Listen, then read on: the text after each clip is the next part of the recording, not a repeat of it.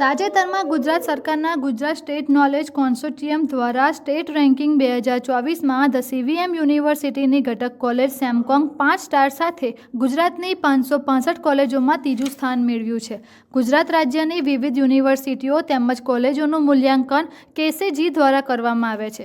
રાજ્યની શૈક્ષણિક સંસ્થાઓનું મૂલ્યાંકન રાષ્ટ્રીય કક્ષાએ થતાં અનેક મૂલ્યાંકન પદ્ધતિની જેમ જ કરવામાં આવે છે. તાજેતરમાં મિનિસ્ટ્રી ઓફ હ્યુમન રિસોર્સ ડેવલપમેન્ટના નેશનલ ઇન્સ્ટિટ્યુશનલ રેન્કિંગ ફ્રેમવર્કના ધારાધોરણને આધારે કરવામાં આવેલું હતું, જે અંતર્ગત ગુજરાત રાજ્યની વિવિધ શૈક્ષણિક સંસ્થાઓનું મૂલ્યાંકન teaching, learning, professional practice, graduation અને ઇન્ક્લુઝિવિટી જેવા વિવિધ પાસાઓને અનુલક્ષીને કરવામાં આવે છે. नमस्ते, मैं डॉक्टर प्रीति लोहाना, प्रिंसिपल इंचार्ज सेमकॉम कॉलेज से हूँ. आज मुझे बेहद खुशी है क्योंकि हमने एक ऐसा अचीवमेंट सेमकॉम कॉलेज ने किया हुआ है. सेकेंड टाइम इन अ रो हम GSIRF और KCG द्वारा हमें 5 स्टार रैंकिंग मिला है, जो 565 कॉलेजेस में से हम 3rd पोजीशन पे हैं. और इसका श्रेय जो है वो हमारी फैकल्टी, स्टूडेंट्स, पेरेंट्स और हमारे मैनेजमेंट के सपोर्ट से है.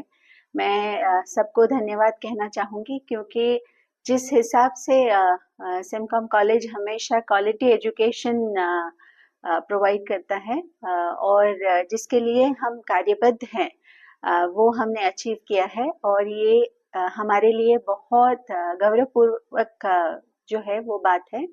तो धन्यवाद. નમસ્તે, મારું નામ ડૉક્ટર રીના દવે છે. હું અહીંયા સેમકોમ કોલેજમાં આસિસ્ટન્ટ પ્રોફેસર છેલ્લા 19 વર્ષથી કામ કરી રહી છું. તાજેતરમાં ગુજરાત રાજ્ય દ્વારા કરવામાં આવેલ રેન્કિંગ ફ્રેમવર્કમાં જે કેસીજી દ્વારા કરવામાં આવે છે, નોલેજ કન્સોર્ટિયમ ઓફ ગુજરાત, અને GSIRF નામનું રેન્કિંગ કરવામાં આવે છે, જેમાં 565 જેટલી કોલેજોએ ભાગ લીધો હતો.